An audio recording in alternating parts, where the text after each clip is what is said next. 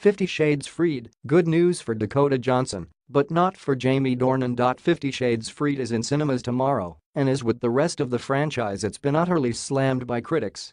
The film, starring Dakota Johnson and Jamie Dornan, has had terrible feedback across the board, with 1- and 2-star reviews leaving the movie with an embarrassing 7% rating on Rotten Tomatoes.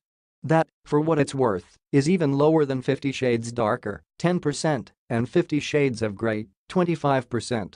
But, in line with the previous movies, it's not all bad news. Dakota Johnson's portrayal of Anastasia Steele has actually been praised. In a 1-star review for The Guardian, Benjamin Lee said, "As usual, it's left entirely up to the beleaguered Johnson to make any of it even remotely watchable.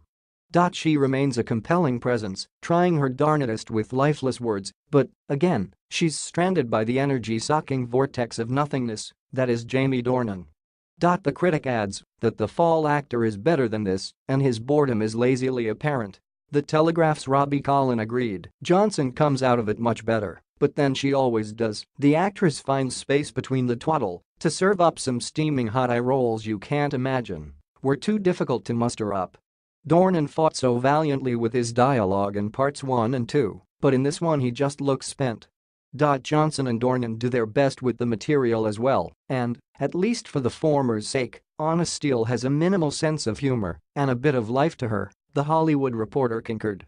Christian Grey, on the other hand, is such a bore that Dornan seems to be doubling down on the stiffness and gives his line readings like he's reciting from a teleprompter.